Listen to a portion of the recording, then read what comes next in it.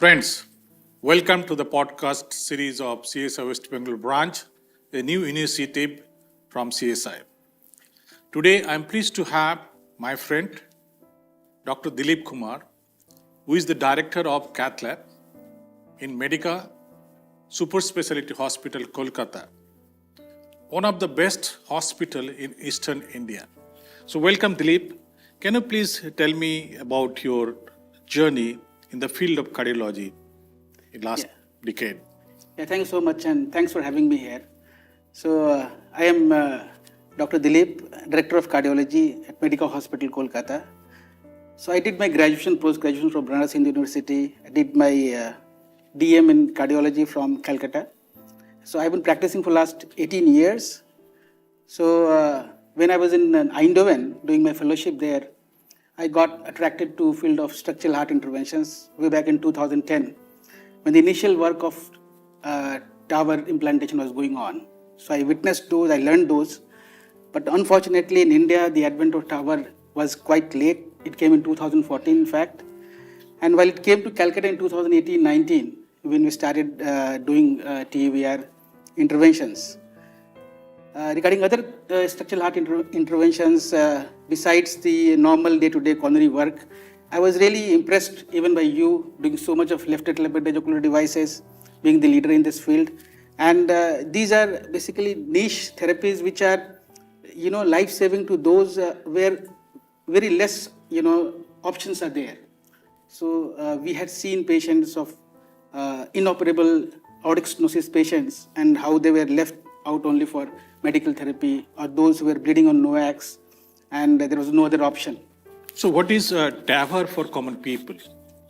Yeah, so there is disease called aortic valve stenosis, and it happens in more and more elderly population. And usually the standard of care till a decade back was surgical aortic valve replacement. But there were patients who were surgically inoperable, surgically turned down patients, and there the concept of TAVR came. And in fact, the journey of TAVR is so it's like cardiac stent, the cardiac stent. It's a kind of stent goes inside your blocked valve. In coronary, it is a stent goes inside the blocked arteries, whereas in this, the blocked... in fact, it started with the first transcatheter aortic valvuloplasty done by Dr. Alan Crebier in 1985. Okay. And then the kind of Dr. Hennen Anderson speculated that in just France. Like stent, he started in France. Just like stent, a valve can be deployed inside the human body. And in fact, he did in 1992. Dr. Anderson deployed a valve, a self-made, handmade valve, metal frame, and then a valve, surgical, a porcine valve was taken. It was sutured on a metallic frame. It was deployed in pig, 1992.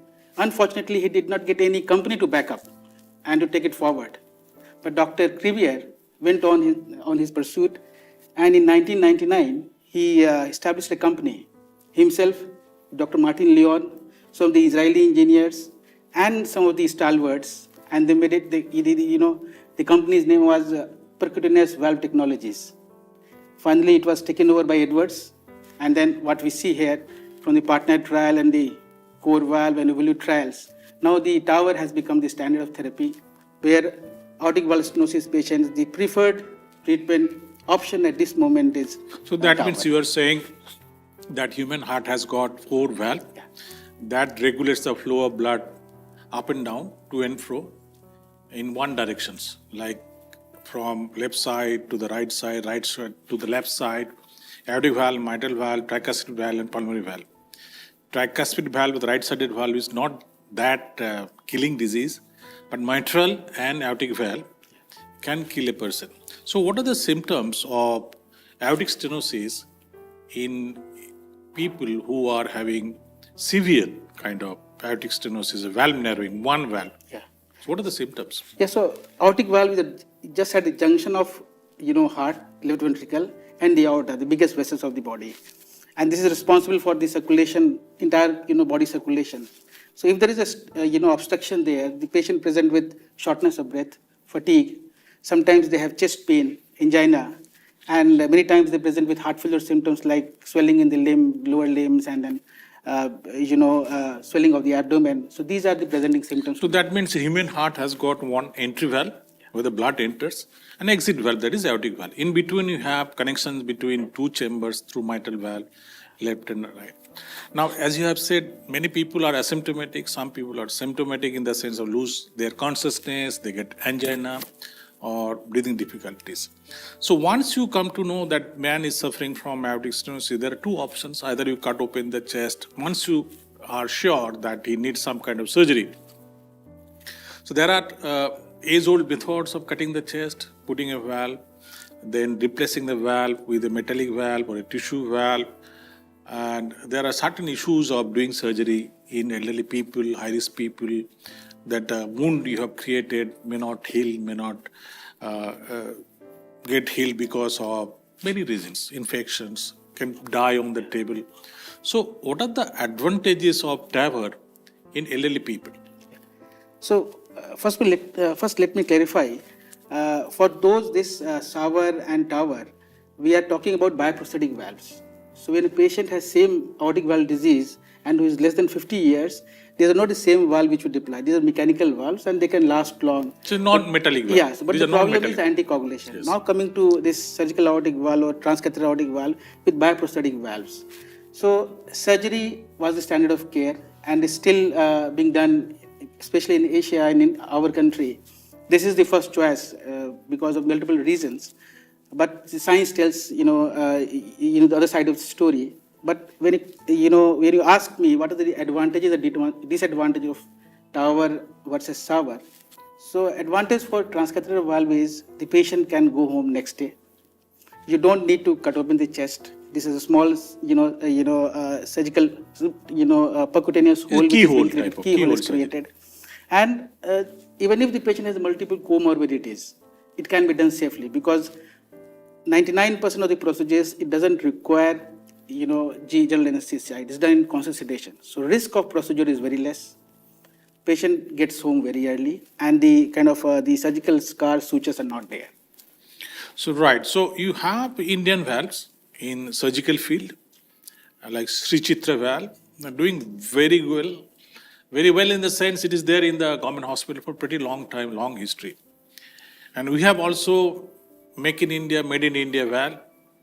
So how do you see the impact of Make in India, Made in India valve, efficacy, safety, long-term outcome, or the quality of Made in India valve?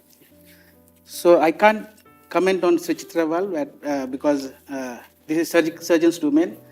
But for Merrill or Indian-made, aortic valves, percutaneous valves, they are really doing wonders.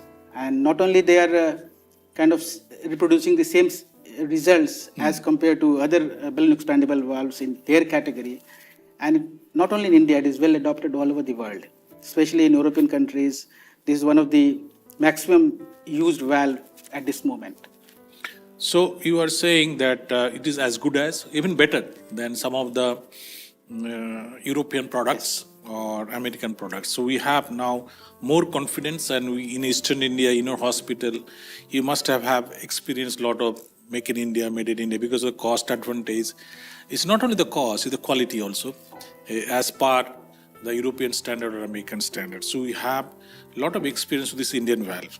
Now, the durability of the valve, people have an apprehension, or the surgeons tell their story that these valves are not a good valve, they're not going to last forever, and you have to replace this valve within few years, you have to come back to me.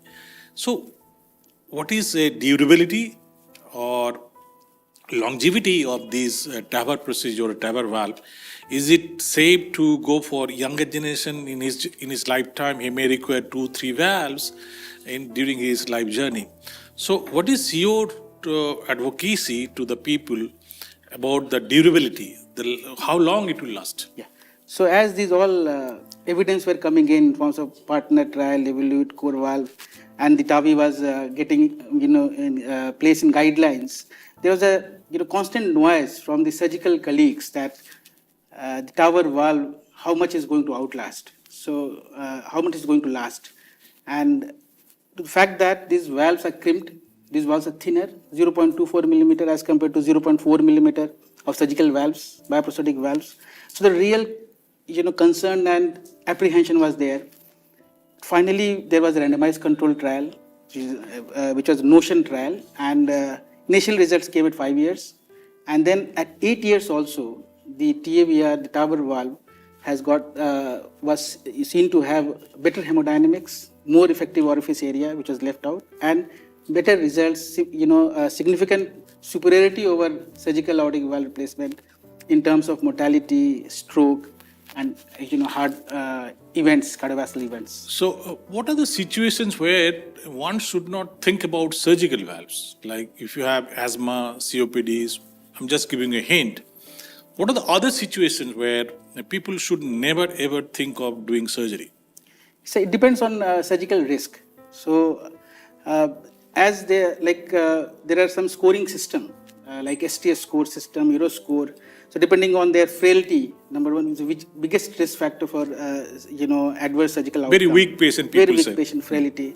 Patient with severely bad lungs, those where we give a general anesthesia and the chances of coming out is very less. Patient has renal impairment, and of course some of the like heart function and how this symptoms. So we call diabetic status, Kidney problem. So these all risk evaluation. If tells us that the patient falls into extreme high risk category, surgical intervention should not be done, and usually they are turned down by surgeons. Same way, we have also some of the situations where TAVR is very high risk. Example, high age. I mean, very elderly, 85 years, 90 years, extremes of age, very high risk, very high risk. Yeah. What about the younger generations, younger people? Up to what age you should advocate TAVR?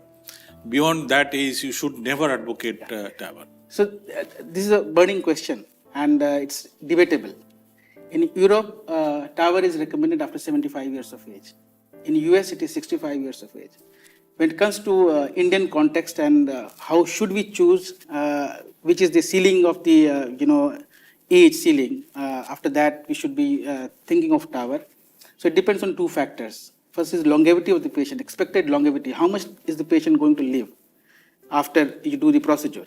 So that means you are saying that in patient's lifetime, he may need two valves, two surgical valves, or one surgical valves, one non-surgical valves, or two non-surgical valves. So what is the problem of having two non-surgical valves, two TAVRs in his lifetime? Yeah, so we talk about Indian context. So we Indians are a little different. We have a different morphology. We have more bicuspid aortic valves. Our life expectancy is only 70 years on average when we consider the entire population as compared to 85. So if we feel that we are getting a 65 years old patient, maximum we see that patient may require two valves. If we consider 15 years of life journey, 75 years or 80 years is life expectancy, as compared to our national average of 70. So for me, for Indian patient, mostly at the most two procedures. So it can be either a TAVR followed by a TAVR, or a surgical aortic valve followed by a TAVR. So the third procedure. Those who are having mechanical valves, those who are on azithromycin or warfarin, absolutely they are a no-no for TAVR. They cannot. Absolutely. They absolutely no. Absolutely. So for them, if the valve malfunctions, they have to go for another surgical valve. Now you are saying that TAVR in TAVR or patient who has got non-metallic valve in the past now comes to you. Would you recommend a resurgery, redo surgery, or a TAVR? So it depends when the patient is landing to us. So suppose we get the patient at 75 years and beyond. Definitely we're going to give them an option of TAVR. But we have to see the kind of specifications like how is the coronary placed, how much is the risk involved when we are putting TAVR, and how much is the surgical risk. But someone who is coming at 65 to 68 or less than 70 years, so we have to give options, both the options to the patient, look at these factors, the coronary involvement, future risk of coronary disease in these patients, and the patient preference. And then we decide. So more than 75 years, or maybe in Indian context, more than 70 years, we have to go for TAVR. But less than 70, we have to give options impartially. So, for example, if he goes to a dedicated surgeon who has never seen a TAVR, never done a TAVR, never believed a TAVR, he will always give an option for another redo surgery, another valve.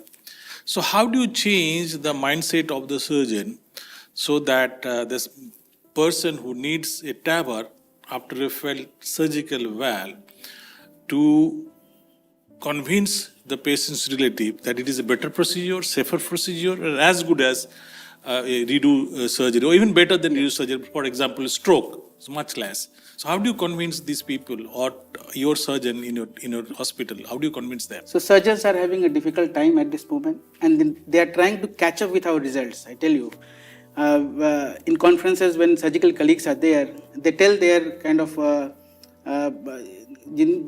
world after the TAVR came, and how aggressive they are in giving the best of the results with least of invasive kind of nature of surgery, like minimal invasive surgery or something like that. And also they are very aggressive in giving TAVR-like results, like more adoption of aortic root enlargement, putting a bigger size valve. If you can get a 21, 23 millimeter, don't get compromised with, normal, quick surgery with a 19 mm valve. So they want to give bigger, valve size in these patients. Okay, somebody does not want to do neither surgery, not TAVR, and he wants a medical therapy. Is there any medical therapy available for aortic stenosis? Yeah, when it is symptom driven. So there is no therapy, medical therapy, when the patient has heart failure, symptomatic heart failure patients, and heart failure guided therapy will be there. Medical therapy. No medical therapy as because such it's a mechanical thing. What about the strokes? Many people after CABG get strokes, after valve replacement get stroke. You put a smaller valve, you do the echo, they get again restenosis. Do you think those people who has got established high cholesterol, lipid, atrial fibrillation, these are the high risk group of people, elderly people. Now, what is the role of CT scan, good CT scan in your hospital? How it helps that CT scan imaging in selecting, choosing the right size, right patient for right indications in TAVR program? The CT is the core in evaluation of TAVI. So even now surgeons are adopting more and more use of CT scans. So CT scan give us exact size, like we have got softwares like Trimensio. We can make out the exact annular size. We see the aorta, how much large is the aorta, the exact, the sizes of different parts of the, entire aortic tree, the femorals, where the axis is, and then also the coronary anatomy, where how much height the coronary uptakes are there. So the CT scan is indispensable. So you can't do any TAVR without a CT scan, and a good quality CT scan is mandatory. So you can't have a CT scan which is not ECG gated. It has to be ECG gated. It has to be acquired at 40% of the valve opening, so that you get. So CT scan is mandatory. Mandatory. Not only for surgeon, also for cardiologists, because without that you cannot think of TAVR. Now, there was a concept of surgical standby. When we started doing our angioplasty, we used to invite a surgeon to stand by your side so that you have complications, they can help in tiding over and can come as a rescue. But those days are gone. Coronary has safe stent and safe angioplasty, imaging, ultrasound, OCT in your lab, and even that your juniors can do a wonderful job. Do you think the same thing has happened in TAVR? Yeah, but still the TAVR is not approved in centers where surgical backup is not there. But with a lot of expertise, so with the knowledge of how to go in and come out safely, how to exactly know which valve to be given and what are the precautions which needs to be taken before you implant the valve inside, the TAVR procedure is becoming more and more safe. And now there is a concern and also noise about allowing these TAVR procedures in non-surgical backup centers also. So at this moment, it's a strict no as per the guidelines, because even if it is the complication rate is less, but these complications are really costly. And if you have a surgical backup, you can save the patient. And if you don't have surgical backup, you are 100%. So they are complementary. Yeah. How equipped our hospitals or our facilities are with the technology, expertise, whether we can match international standards in Eastern India? So TAVR has grown very fast over last 3-4 years in India as well as in Eastern India. And coming to infrastructure, thanks to the setups being corporate as well as government hospitals. The infrastructure is really getting more and more up to date. And coming to the manpower, skilled manpower, we have enough trained manpower. And this is the USP of entire young India and the kind of Indian population. We have good manpower, resourceful manpower available everywhere, scattered all across India. So we can match the international standard in TAVR procedures. So the first patient I did in a MRI hospital required a pacemaker. So let's come to pacemaker. And the pacemaker is the only Achilles heel of getting TAVR. The incidence of need for pacemaker is definitely much higher with the TAVR than SAVR or surgical valve. So why there is the need for pacemaker, and how you reduce the incidence of pacemaker, the need for pacemaker after TAVR? So with increasing technique, like the idea that we can implant the valve higher, going in bicuspal view, cuspal overlap view, implanting it higher. So risk is not prohibitive. Risk is not prohibitive, and the risk, the incidence of pacemaker is also coming down. And we are very good in pacemaker. And also there was a concern that if you do a pacemaker, patient will have a LBV morphology forever. But now it is also mitigated with the fact that we are going to have a CSP. In most of these patients. So that apprehension is also gone. And with valves like Accurate Neo, chances of pacemakers after TAVR is becoming less than 5%. Even with our own Hydra valve also it is less. So you are saying there are two types of TAVR. One is your balloon mounted and one is your like self-expanding.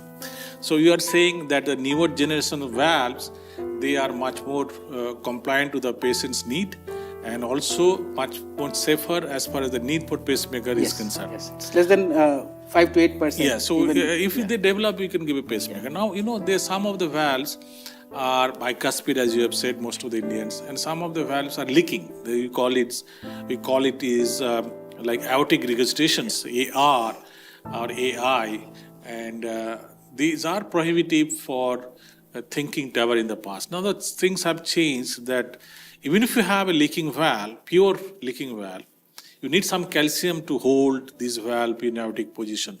So people have some apprehension from their physician or treating cardiologist that it is not ready for prime time. I'm sure it is not ready for prime time.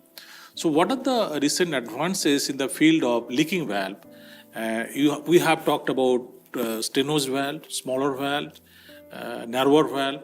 What is a large valve? Even large valve can malfunction. So bigger is better, but not always. The bigger valve or the bigger leaking valve is better for survival. Yeah, so I think you really opened up a space where TAVR is coming and filling in the position probably in future.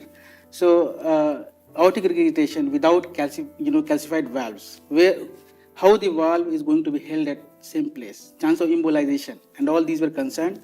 But oversizing the valve and some anchors and devices to kind of make some strategy that valve can be held by the some scallops, the anchors. Like we have a Jenna valve, there was also a J valve. Now Jenna valve, we have a trial which is Align AR trial, and the 1 year result is really positive. And what some of the kind of enthusiasts, TAVR enthusiasts, they are saying that same kind of feeling and enthusiasm which was there earlier for aortic stenosis patients, they are feeling same way for AR patients with these newer valves which can hold itself with their anchors. So that means it's a value addition. So not only aortic stenosis, a surgical valve failure, endocarditis, infected valve, or a leaking valve, all these can be now treated by keyhole surgery like a TAVR. Newer design, a newer philosophy. Now, that many hospitals are encouraging on TAVR nowadays. The corporate hospital are investing a lot and encouraging the young generation to learn this technique in participating live cases. Your workshop in your hospital has tremendously helped for the growth of TAVR program in eastern part of India. And now, what is the most difficult barrier or the hurdle of adopting or telling your juniors to learn from you the structural heart disease? Yeah, so learning structural heart interventions is planning, is more of planning. rather than real execution. Focused. Yeah, and rather than real execution. So real execution is not, requiring a lot of skills, but entire evolution, 95% of TAVR is done outside the lab. So you see the patient, you choose your right patient, you go for a detailed CT analysis, then you choose your valve. First choose your patient, choose your valve, then choose your access, and then finally So go and execute. before acting is rehearsal, you are saying. Yes, Rehearsal of the so case. for all those who are aspiring for structural heart interventions, they have to be very, very strong and clear about how to evaluate these patients and focus more on knowing these nitty-gritties than the actual TAVR procedure, which is in fact not very difficult one. But the entire 95% job is outside the cath lab. Right. So you are saying that with time, the smaller valve will come, the access problem will be solved, and a more durable valve. And what is next what is the future? I mean, for innovations in the field of structural heart disease. Like a mitra clip, there's another valve, which is leaking valve in your institute. It can be done in your institute. And what are the other fields of structural heart disease? Yeah, so we are looking at therapies for all 4 valves. So we have in investigation transcatheter mitral valve replacement, and there are some real good trials which are going on. So we have at this moment clips. So clips are wonderful device, but there's a concern that some of the leaks still remains, and then these valves, once they come in the market and the results are like TAVR.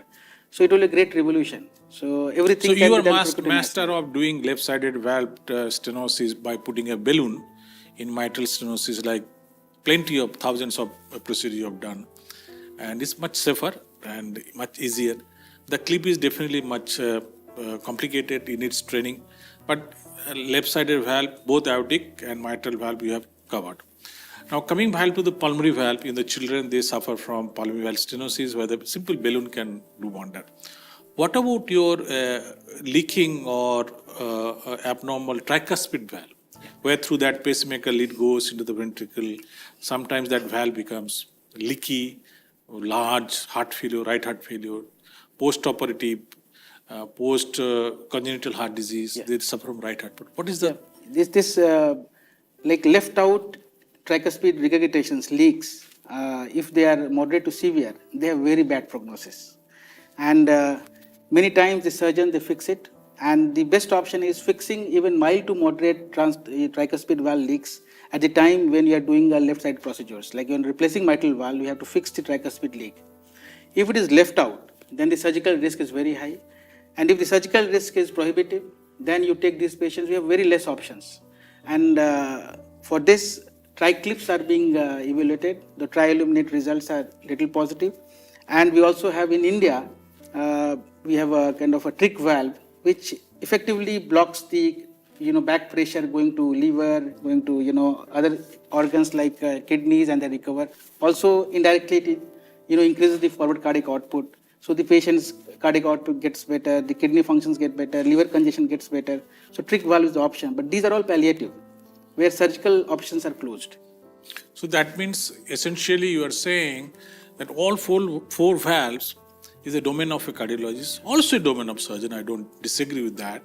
But if they come to a cardiologist like you, life will be much easier and much more comfortable. The quality of life after doing this kind of structural heart disease program or replacement or repair of the valve by newer technology can definitely makes your life much more comfortable, and you can walk in and walk out from hospital, home to hospital and hospital to home within few hours, maybe within few days. With that, we have come almost to the end of our discussions today, friends.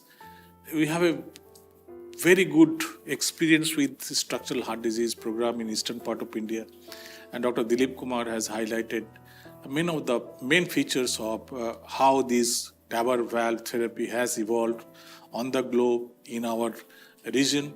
He's one of the master of doing TAVR and other forms of device therapy in needy patients, sick patients, and he has saved many, many lives by his pair of golden hands. And I'm sure you must send some of your queries to our website and podcast link. And thanks for watching. I'll be with you with more such program in the future. Thank you, Dilip, Thank you. for being with us. Thank you.